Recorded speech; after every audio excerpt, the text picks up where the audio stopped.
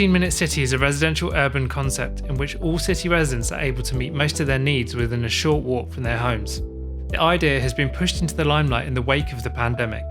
It's a really exciting concept. What it's dealing with is a rethinking of the way that our classic city environment works. Bits of the agenda have been around for really a lot longer. I mean, London's had a cycle hire scheme for quite a number of years, and there are all sorts of cities elsewhere, Melbourne, Ottawa, Seattle, a lot of the C40 cities are looking at the concept. And you could say that London, with its smaller suburban centres, in some ways already offers a 15-minute city opportunity, and some of it is sort of ripe for enriching that experience. But how can we adapt what's happening in these global supercities for urban centres in the UK? One key aspect of the concept is the focus on greener transport modes. Walking, cycling, and now scooters are becoming more prevalent, with huge benefits for sustainability.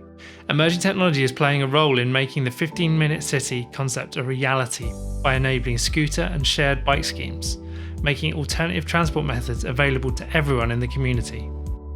The tools for sort of shared mobility, like the e-scooter, the hire bike, even the car club car, actually help quite significantly, because they mean that level of active travel option does not mean you need a permanent home for your kit. It just needs a docking station or a place on the street.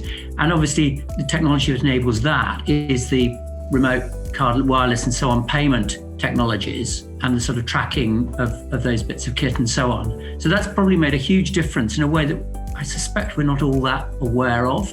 But when you think about it, it's hard to run a bike hire scheme without those. The pandemic has also caused us to think about how we get around and how we can live and work differently. Our infrastructure, and town planning too, will have to adapt to this shift in behaviour. On the planning front, I think there's quite a lot of imagination required about repurposing, reusing buildings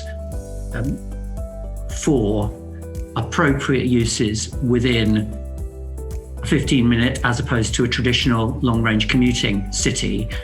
And some of those buildings, the fabric, the configuration will not be suitable, but people are pretty imaginative about how they reuse space.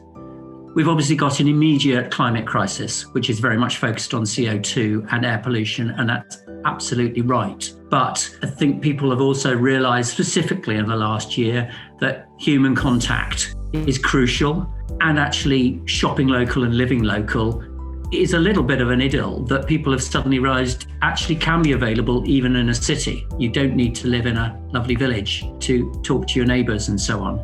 I think it is a very wide application and benefit. There are plenty of places where you fall off the edge of them in 15 minutes, so those are the easy ones. But a lot of large conurbations will benefit from it. And actually you don't need to be Manhattan-style density to make it work. It works even in relatively low-rise, low-density environments.